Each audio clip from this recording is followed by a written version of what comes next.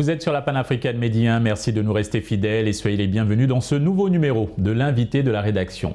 Publié en 1978 par Hawa Thiam, La parole aux négresses est un ouvrage fondateur du féminisme africain. Pour la première fois, des femmes africaines s'expriment et témoignent de leurs conditions de vie. Cet ouvrage pose également les bases de ce qui sera plus tard popularisé sous le terme d'intersectionnalité, cette conscience que les oppressions subies par les femmes sont souvent multiples et simultanées.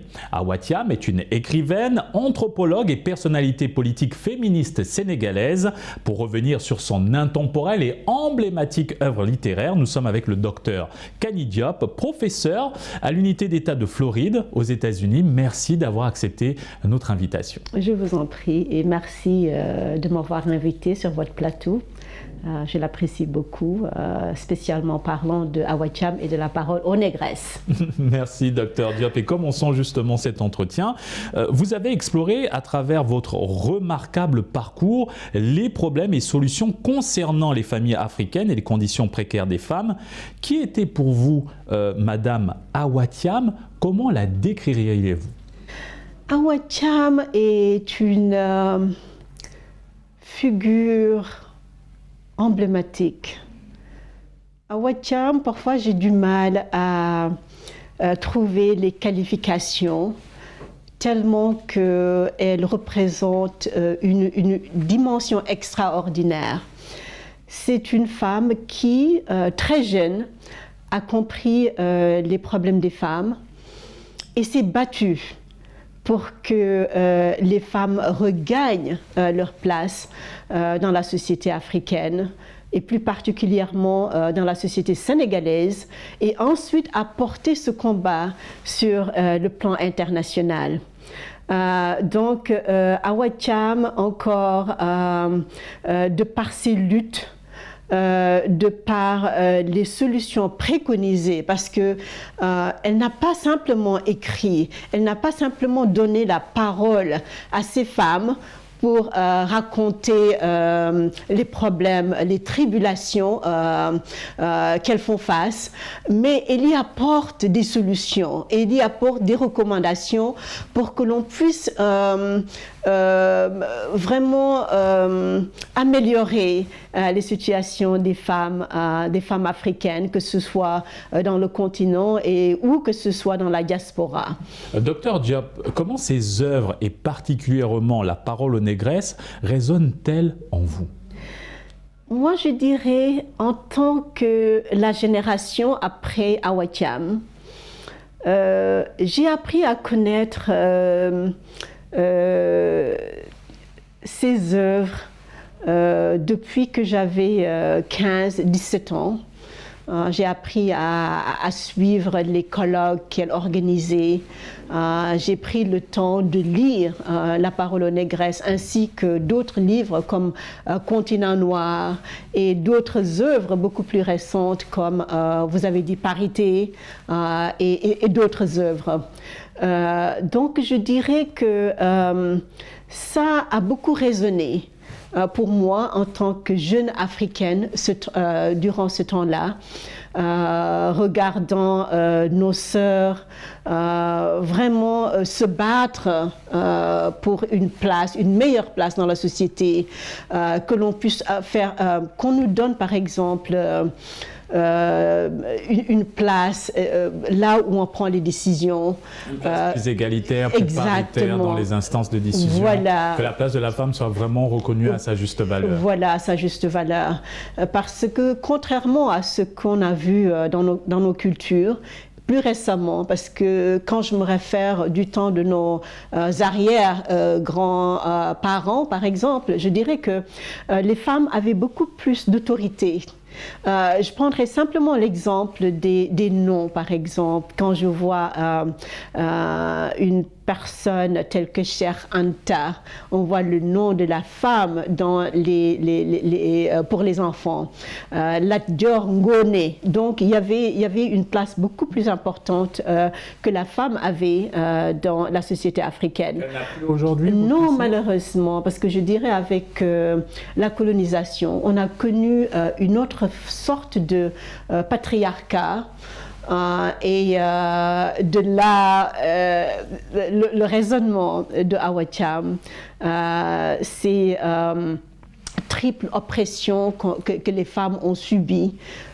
Donc on a perdu le peu de place qu'on avait. Donc je dirais qu'avec la colonisation, les conditions de la femme sont devenues pires que ce qu'on avait avant. De sorte qu'avec Awatiam, les femmes ont appris à porter leur combat sur le plan local et sur le plan international. Elles ne se sont plus tues, elles parlent, elles disent leurs mots, voilà, elles s'affirment. Selon vous, quel héritage Awatiam nous lègue-t-elle à travers ses livres et son engagement précurseur de la cause féministe sur notre continent? Je dirais pour la première fois qu'une Sénégalaise, une Africaine, a porté non seulement les conditions des femmes sur l'arène internationale, elle a su galvaniser les femmes, les rassembler. Elle a su amener des femmes d'horizons divers.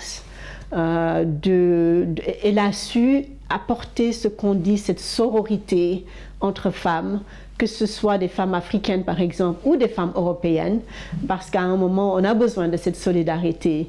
Quand bien même que dans son œuvre elle dissocie quand même un peu le féminisme occidental et le féminisme africain, tout simplement parce que les contextes sont différents. Voilà, on a des problèmes qui sont différents, de sorte que les solutions ne peuvent qu'être différentes en fait. Rappelons qu'Awatiam est toujours parmi nous, elle a 74 ans aujourd'hui, et que vous, Dr Diop, vous avez vécu 34 ans aux États-Unis, vous êtes de passage à Dakar, vous êtes professeur à l'Université d'État de Floride, et vous avez gentiment accepté de vous prêter à cet exercice en français, donc on comprend très bien certaines hésitations. Maintenant, Dr Diop, comment la jeunesse peut-elle s'inspirer de son parcours et de ses œuvres, les œuvres d'Awatiam, pour donner un nouvel élan à la cause féministe en Afrique? Moi, je dirais que l'œuvre est incontournable, et vous l'aviez dit vous-même avant. L'écrivaine, l'activiste, de par son parcours, c'est exemplaire.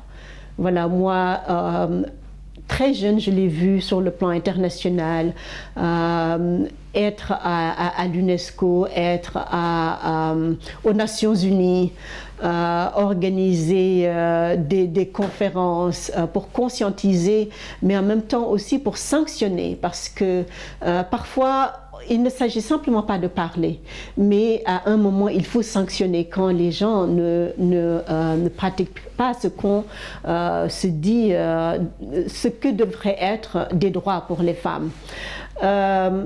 Awatiam, pour la jeune génération, la génération d'après elle s'est référée à ses œuvres. Vous avez parlé de l'intersectionnalité, par exemple. C'est un tout petit volet de ce que Awatiam avait déjà commencé. Awatiam, dans son œuvre, avait parlé des femmes qui subissaient des injustices de par leur sexe. Voilà, c'est le mot qu'elle avait utilisé, de par leur race, voilà, et puis de par, il y a un troisième qu'elle avait utilisé, et ça a été repris plus tard par une Américaine du nom de Kimberly Crenshaw, qui a simplement changé, là où elle avait parlé de sexe, elle a parlé de genre et a donné le nom d'intersectionnalité.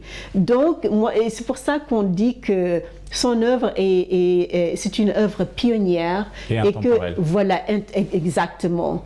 Il y en a d'autres qui se sont approvisionnés de son travail.